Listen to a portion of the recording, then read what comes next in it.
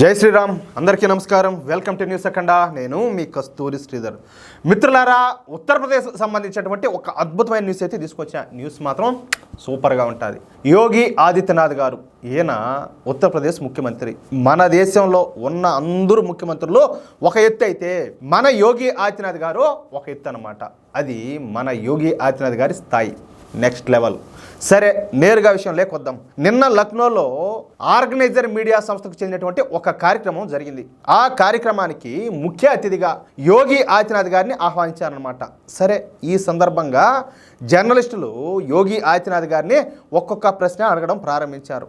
మొదటి ప్రశ్నగా, మొన్న ప్రయాగ్రాజ్లో మహాకుంభమేళా విజయవంతంగా జరిగింది కదా, దీంతో మీరు మహాకుంభమేళాక మహారాజ్ అయిపోయినారు, దీనిపైన మీ అభిప్రాయం ఏంటని చెప్పేసి ఆ జర్నలిస్ట్ అడిగారనమాట. అందుకు సమాధానంగా యోగి ఆదిత్యనాథ్ గారు మాట్లాడతా, నాకేదో పేరు వస్తుందని చెప్పేసి నేను ఈ పని చేయాల. ఇంతకు ముందు వరకు ఈ ప్రయాగ్రాజ్లో గూండా రాజు నడుస్తూ ఉన్నది. ముఖ్యంగా ప్రయాగ్రాజ్ను మాఫియా ముఠాలు నడిపిస్తూ ఉన్నాయి. ఇప్పుడు ఆ మాఫియా ముఠాలన్నిటిని కూడా తుడిచిపెట్టి పారేసిన. ఇప్పుడు ప్రజలు ప్రశాంతంగా జీవిస్తున్నారు. నాకు ఆ విషయం తలుచుకున్నప్పుడల్లా మనసుకు చాలా ప్రశాంతంగా ఆనందంగా ఉంటుంది అని చెప్పినారనమాట. ఇక మహాకుంభమేళా పుణ్యమా అని చెప్పేసి ఇప్పుడు ప్రయాగ్రాజ్ బాగా అభివృద్ధి చెందింది. ప్రయాగ్రాజ్లో ఉన్నటువంటి చిన్న చిన్న వ్యాపారులందరూ కూడా ధనికులైపోయినారు. ప్రయాగ్రాజ్లో మౌలిక సదుపాయాలు బాగా మెరుగుపడినాయి. శుభ్రత అనేది పెరిగింది. ఇప్పుడు ప్రయాగ్రాజ్ కూడా వారణాసి, అయోధ్య లాగానే ఒక పవిత్రమైనటువంటి పుణ్యక్షేత్రంగా పేరు తెచ్చుకునింది. ఒక ముఖ్యమంత్రిగా నాకు ఇది చాలు అంటూ చాలా గొప్పగా ఉన్నతంగా యోగి ఆదిత్యనాథ్ గారు అయితే సమాధానం చెప్పినారు. ఇక మరొక ఆర్గనైజర్ జర్నలిస్ట్ మాట్లాడతా, మీరు ధరించేటటువంటి డ్రెస్ గురించి అనేక మంది అనేక విమర్శలు చేస్తున్నారు, దీనిపైన మీ అభిప్రాయం ఏంది, మీ కామెంట్ ఏందని చెప్పేసి ఇంకొక జర్నలిస్ట్ అడిగినాడు. అందుకు సమాధానంగా మన యోగి ఆదిత్యనాథ్ గారు మాట్లాడతా, నేను ధరించేది పవిత్రమైనటువంటి కాషాయ వస్త్రాలు, అంటే ఇవి భగవంతుని దుస్తులు. ఎవరు ఎన్ని విమర్శలు చేసినా, ఈ ప్రపంచమంతా ఎదురు తిరిగినా, నేను మాత్రం ఈ భగవంతుని దుస్తులే నేను ధరిస్తా. నేను ఈ దుస్తులు ధరించేటప్పుడు గర్వంగా ఫీల్ అవుతా. ఈ భగవంతుని దుస్తులు అనేటివి సనాతన ధర్మానికి సూచికలు. అలాంటప్పుడు నేను ఈ దుస్తులు ధరించడాన్ని చాలా గొప్పగా ఫీల్ అవుతాను. ఏదో ఒక రోజున ఈ ప్రపంచం మొత్తం కూడా మన సనాతన ధర్మాన్ని ఫాలో అవుతుంది, ఇదైతే సత్యం అంటూ బదులిచ్చినారు. సరే, ఇక ఆ జవాబును విన్నటువంటి ఇంకొక జర్నలిస్ట్ మళ్ళా మాట్లాడతా, సంబాల్ గురించి మీ అభిప్రాయం ఏందని చెప్పేసి ప్రశ్నించాడు అనమాట.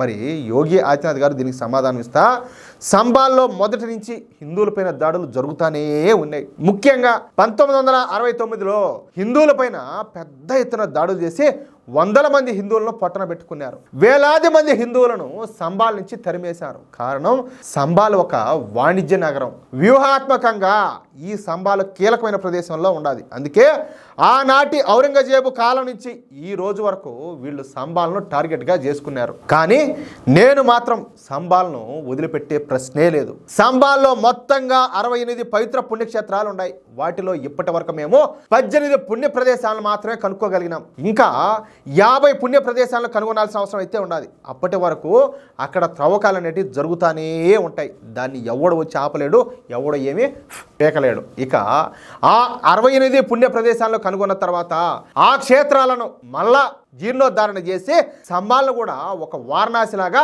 పవిత్ర పుణ్యక్షేత్రంగా మారుస్తాం. అంతేకాదు, ఇంతకుముందు సంబాల్ నుంచి వెళ్ళిపోయినటువంటి హిందువులందరినీ కూడా మళ్ళీ సంబాల్ పట్టణానికి తీసుకొచ్చి సంబాల్ పట్టణాన్ని ఒక నగరంలా తీర్చిదిద్దుతామని చెప్పేసి యోగి ఆదిత్యనాథ్ గారు ఖచ్చితమైన సమాధానం ఇచ్చారు. అలాగే ఈ క్రమంలోనే ఒక ఆర్గనైజర్ జర్నలిస్ట్ మళ్ళీ మాట్లాడతా, రామ మందిర నిర్మాణం పూర్తి అయిపోయింది, మహాకుంభమేళా కూడా పూర్తి అయిపోయింది, ఇక మీ నెక్స్ట్ టార్గెట్ ఏందని చెప్పేసి అడిగినాడియా. చూడండి, దీనికి ఉంటా సమాధానము. అందుకు సమాధానంగా మన యోగి ఆదిత్యనాథ్ గారు మాట్లాడతా, అవును, మాకు నెక్స్ట్ టార్గెట్ అయితే ఖచ్చితంగా ఉండాలి. మనం ఇక్కడ ఒక విషయాన్ని ఖచ్చితంగా మర్చిపోకూడదు, అదే మథుర. ఈసారి మథురకు అదేవిధంగా బృందావనానికి పెద్ద ఎత్తున నిధులు అయితే కేటాయించినాం. ఈ ప్రాంతాన్ని పూర్తి స్థాయిలో అభివృద్ధి చేయడానికి ప్రయత్నిస్తున్నాం. నాకు నచ్చని విషయం ఏంటంటే, ఒక వర్గానికి చెందినటువంటి పవిత్రమైన ప్రదేశాలను మరొకరు బలవంతంగా లాక్కోవడం ఏంది? మీకు అర్థమవుతుందా ఈ పాయింట్? పైగా ఆ పవిత్ర ప్రదేశాలను ధ్వంసం చేయడం ఏంది అంటే మన దేవాలయాలను ఎన్నిట్లనో ఈ దురాక్రమణదారులు వచ్చి ధ్వంసం చేశారు. అదేవిధంగా మన దేవాలయాలు ఉన్నటువంటి పరిసర ప్రాంతాల్లో వాళ్ళు వచ్చి వాళ్ళ ప్రార్థనా స్థలాలను నిర్మించారు. అర్థమవుతుంది కదా, ఇది నాగరికులు చేసే పనేనా? అసలు మనుషులు అనేవాళ్ళు ఈ విధంగా చేస్తారా అని చెప్పి అడిగినాడు. చెప్పుతో కొట్టెట్టు అడిగినాడు. అది యోగి ఆదిత్యనాథ్ గారు అంటే. అందుకే అటువంటి పవిత్రమైన ప్రదేశాలను కాపాడాలని, వాటికి తిరిగి పునర్వైభవం తీసుకురావాలని చెప్పేసి నేనైతే కోరుకోవటం కాదు, అందుకోసం పనిచేస్తున్నా అంటూ యోగి ఆదిత్యనాథ్ గారు తన తరువాత టార్గెట్ మథుర అని చెప్పేసి చెప్పకనే చెప్పినారు. అక్కడ శ్రీకృష్ణ జన్మభూమిలో ఉన్నటువంటి షహీద్ ఈద్గా మసీదే తమ టార్గెట్ అని చెప్పేసి పరోక్షంగా స్పష్టంగా తెలియజేశారు. అంటే ఇక మథురలో కూడా అయోధ్యలో లాగా సంబరాలు జరుపుకునే రోజైతే దగ్గరలోనే ఉండదన్నమాట.